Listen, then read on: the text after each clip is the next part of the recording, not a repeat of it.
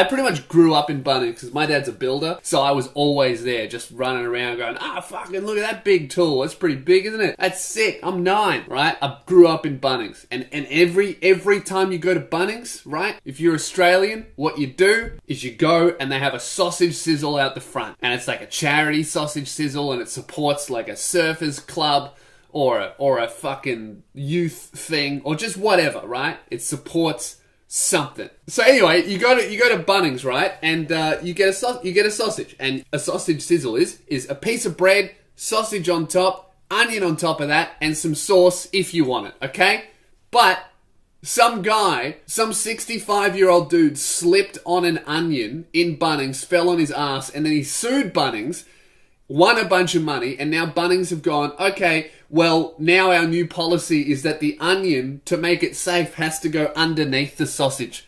And that's not okay, alright? That's a war crime. The onion goes on top. You know why? Because the onion is a topping, and a topping goes on top, right? So I've started this movement, put the onion back on the fucking sausage. Don't put it underneath.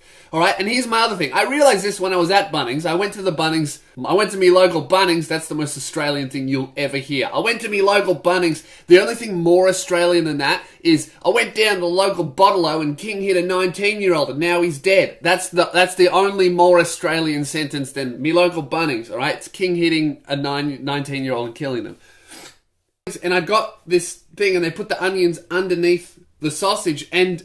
well, now the sausage is on top. What if someone slips on a sausage? Alright, what are we going to have to do then?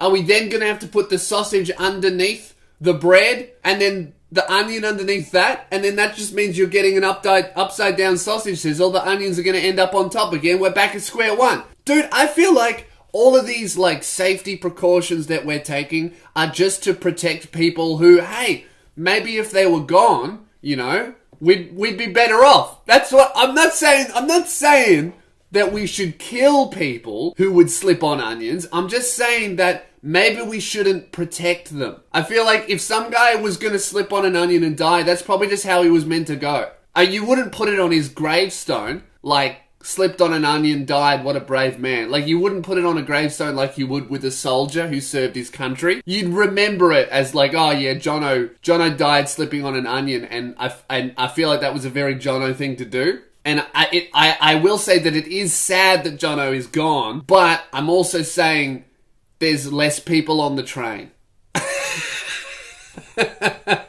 And there's less traffic on the roads. And I can actually sit on the beach without being surrounded by too many families. So it's kind of good, you know? It's not good that he's dead. I'm just saying I enjoy the beach a lot more. I think that maybe we just should stop protecting people who would get killed by a vegetable. That's all I'm saying.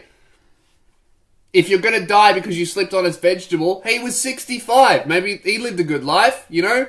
He then said in an article, right, obviously lawyers had worded him up, this guy that slipped on the onion and then sued Bunnings. He said that the next time he went into the Bunnings, he had a panic attack because he was remembering the traumatizing onion slip, alright? Hey dude, if you slip on an onion, or if you slip on anything, right? No one's ever had a panic attack remembering a slip. You're just trying to get paid out, dude.